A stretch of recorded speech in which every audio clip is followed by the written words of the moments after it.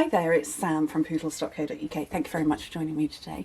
Today's project is this one. It's a lovely little box, and it is a lidded box, not very big. Finishes up at 2 by 2 by 4 inches, which is 5 by 5 by 10 centimetres, but big enough to hold sweeties and treats and stuff like that. And I thought this would be nice to give to my husband, so it's not particularly girly in terms of colours, or particularly overly feminine stereotype, you know what I'm trying to say. But I just thought this would be good for him. And I've made this one in blue, but I'm going to make the next one in orange. So you need a piece of cardstock that is 6 by 8 inches. And then I've got the Abstract Beauty Designer Series paper, which is 4 by 6 to start with.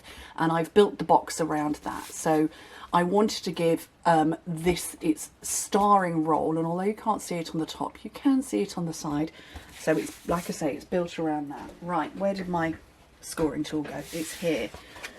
So the cardstock base, this one's Mango Melody. This is 6 by 8 inches, 15 by 20 centimetres, and you score it at, why is that not a straight line? Oh, we're going to have to hope it is. Yeah, that's good. No, that's fine. So score it at 2 inches on all 4 sides, which is 5 centimetres on each side. The lid, like I say, 4 by 6. Take yours down to 10 by 15 centimetres if you're metric, and we're going to score this at 1 inch on all 4 sides, but you need to adjust it very slightly, and that's to give the lid clearance over the box. And if you're not sure how much to do, get your cardstock base, pop it in, and this will tell you what sort of a gap you need, because it's actually a shade under 1 inch or 2.5 centimetres. It's like 15/16 of an inch, or like 2.358 centimetres. It's, you know, very little, but it's enough so that the lid will sit comfortably over the box. Okay, so Mango Melody, couldn't tell you the last time I used it. Possibly has faded slightly. I don't know if you can see that. Very faded very slightly, and a little bit on the edge on my shelves. Oh well. I don't particularly have fading issues because I get through a lot of cardstock. Way more than you ever see on video. But yeah, apparently I've got a little bit of a fading issue. Right, let's cut this cardstock. So I'm cutting straight on the rectangle, wedging the square and hacking a bit off. Okay, and I'm going to do that on all sides. And like I say, you want to cut straight on the rectangle, cut into the square and hack a bit off. Hack is such a technical term. Okay, and just keep going. Right, do you like my new scissors? I had 2 new pairs turn up the other day because my snips keep going missing. These be-ribboned. Doesn't mean that they'll actually stay in my office, but I'll know that these are the newest pair that I've got. My husband wandered in the other day when I was crafting, when I was designing all of this lot.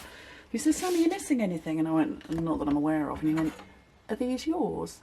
And I said, "Yes, they've got a rainbow on them. How can you tell?" And he went, "Well, they weren't in your room, they were in a child's bedroom." I won't tell you which child had nicked them, and it wasn't one on this floor. Okay, so the lid, exactly the same way. So just cut straight on the rectangle, wedge the square. But we don't actually have to chop off on that one.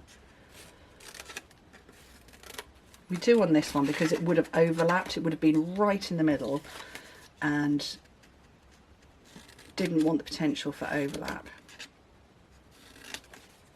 Oh, see, I almost did it then. Right, so you can see I've just cut these little wedges out, and then here you can see the little notch out. So if I put this one together, you'll see what I'm doing. Right, where's my tearing tape? Here under, look, I've got wandering ribbon. That's about, I don't know,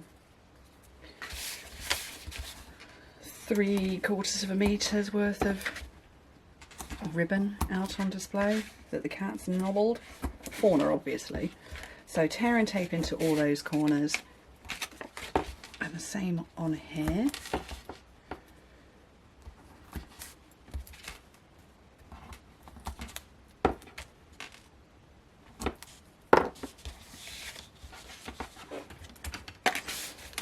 And just peel off the backing.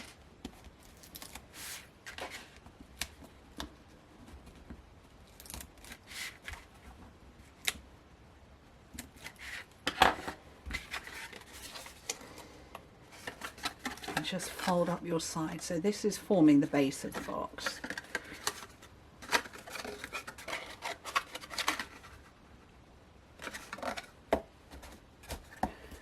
One box base done, and then just repeat exactly the same for the lid. I love this paper. Yeah, Abstract Beauty, page 48 in the catalogue. And yeah, just so pretty. And it does say that it's foiled, but you would be forgiven for missing it. Here you go. You can't, yeah, you'd be forgiven for missing that. And just lush.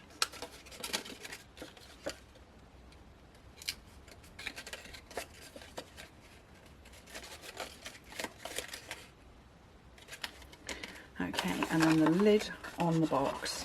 Oops.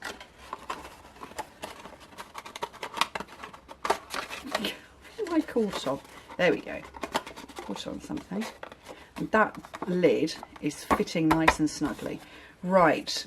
So I've got a piece of paper here, 1 3/4 by 3 3/4 inches, 4.5 by 9.5 centimeters. Again, size to fit in this, but also so I can fit my little robot. So cute. He fits perfectly. I'm not sure that this one does. No, he's going to go over a little bit. And yeah, I'm going to keep with the words that I used before. Yeah, maybe I'll give my husband both of them. Yeah, he's very lucky. He got 2 Valentine's cards. So, right, I'm going to use my grid paper just to line up my little dude there. And with Memento, because I'm going to colour in with blends. Probably should have done this at the beginning. Oops, throw it on the floor. Oh, it's on my desk.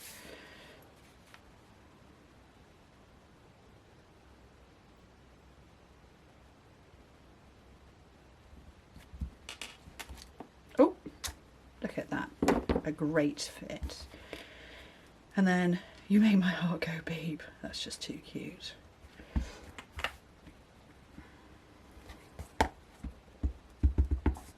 And I'm going to put that towards the bottom. And there's a little gap in the middle. And this is so not dry, is it?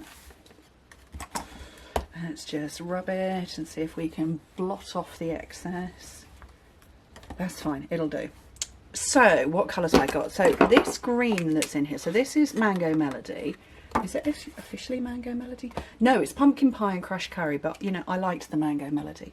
But this green is just Jade. So I've grabbed the dark, and I'm not doing blends work. I'm just using the 2 colours differently. No, I'm not using them differently. For contrast. You know what I mean.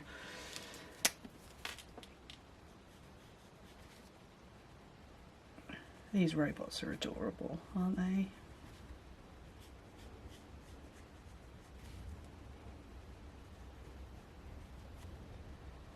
And like I say, I'm just using it for colouring in purposes, and blends don't always have to be about the blend. It can just be about colouring in and not getting that streaky look, which I think you can easily often get with with colouring pens, because colouring pens, not all colouring pens are created equally.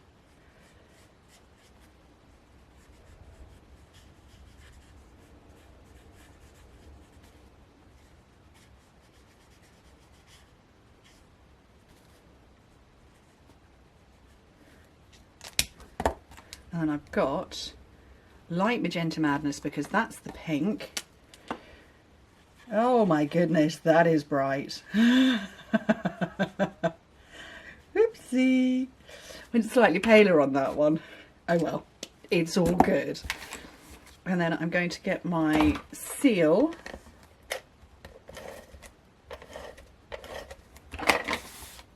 pop it on the top. Oof, those are bright, clashing colours. And then, you see, now I haven't got any of this left, and I've barely got any black. So I'm going to have a look and see what I've got in my drawer. I have got some of this. I want a thin ribbon, you see. We'll go with this one. So this has to live in my drawer because of, you know, Fauna. Nicknamed Faunatron by my boys, because she's a little, I don't know, she's destructive. She's not, she's absolutely adorable. She's also not around. I hope she didn't hear her name. But yeah, it has to stay in my drawers for safety reasons. The bow and thing isn't necessary. It's not keeping it closed or together or anything. It just, well, if I was to give this to my children and get it out early, it would stop prying eyes. Put that back in the drawer. But yeah, cute. What do you think? Let me see if I can focus this really slowly so you can see. You can. I love them. They're so sweet. Those robots are adorable. I love how the paper looks fabulous with it too. Anyway, thank you ever so much for joining me. Hope to speak to you very soon. Bye.